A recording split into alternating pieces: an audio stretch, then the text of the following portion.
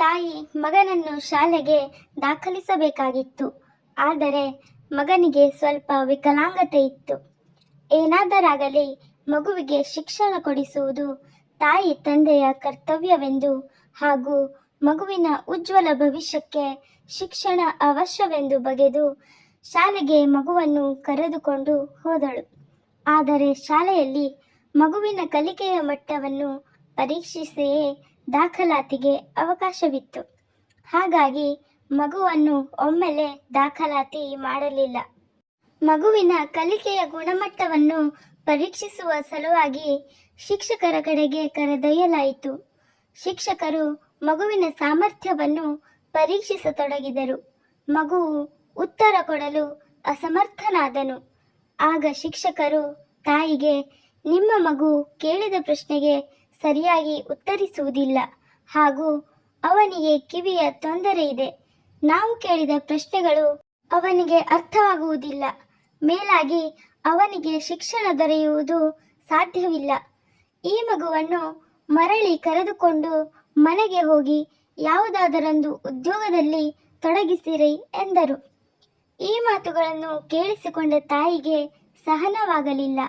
ಆಗ ತಾಯಿ ಶಿಕ್ಷಕರಿಗೆ, ನನ್ನ ಮಗನು ದಡ್ಡನಲ್ಲ, ಕಿವಿಯ ಸ್ವಲ್ಪ ತೊಂದರೆ ಇದೆ ಅಷ್ಟೇ ಎಂದು ಹೇಳಿದರೂ ಶಿಕ್ಷಕರು ಒಪ್ಪಲಿಲ್ಲ. ತಾಯಿ ಮಗನನ್ನು ಕರೆತರುವ ಮುನ್ನ ಆ ಶಿಕ್ಷಕರಿಗೆ ಹೇಳಿದಳು, ನೋಡಿ ಶಿಕ್ಷಕರೇ, ಈ ನನ್ನ ಮಗನನ್ನು ಜಗದ ದೊಡ್ಡ ವಿಜ್ಞಾನಿಯನ್ನಾಗಿ ಮಾಡುತ್ತೇನೆ, ಹೀಗೆ ಶಪಥ ಮಾಡಿ ಹೇಳುತ್ತೇನೆ ಎಂದು ಹೇಳಿ ತನ್ನ ಮಗನನ್ನು ಕರೆತಂದಳು. ಮನೆಯಲ್ಲಿಯೇ ಪಾಠ ಪ್ರವಚನಗಳು ಆರಂಭವಾದವು. ದಿನಾಲೂ ಶಿಕ್ಷಕರು ಮನೆಗೆ ಬಂದು ಮಗುವಿಗೆ ಪಾಠ ಮಾಡತೊಡಗಿದರು. ಮಗು ಚುರುಕಿನದಾಗಿತ್ತು. ಬೇಗ ಬೇಗ ಕಲಿಯುತ್ತಾ ಸಾಗಿದ. ತಾಯಿ ಮಗುವಿಗೆ ಮನೆಯಲ್ಲಿಯೇ ಒಂದು ಪ್ರಯೋಗಶಾಲೆಯನ್ನು ಮಾಡಿಕೊಟ್ಟಳು. ಮಗುವಿಗೆ ವಿಜ್ಞಾನದಲ್ಲಿ ತುಂಬ ಆಸಕ್ತಿ ಇತ್ತು. ಹೀಗಾಗಿ ಮನೆಯಲ್ಲಿಯೇ ಮಗ ಪ್ರಯೋಗಗಳನ್ನು ಮಾಡತೊಡಗಿದ. ಅನೇಕ ವಿಜ್ಞಾನಿಗಳೂ ಬಂದು ಮಾರ್ಗದರ್ಶನ ಮಾಡತೊಡಗಿದರು. ಮುಂದೆ ಪ್ರಯೋಗಕ್ಕೆ ಈ ಮನೆಯ ಪ್ರಯೋಗಶಾಲೆ ಸಾಲದಾಯಿತು.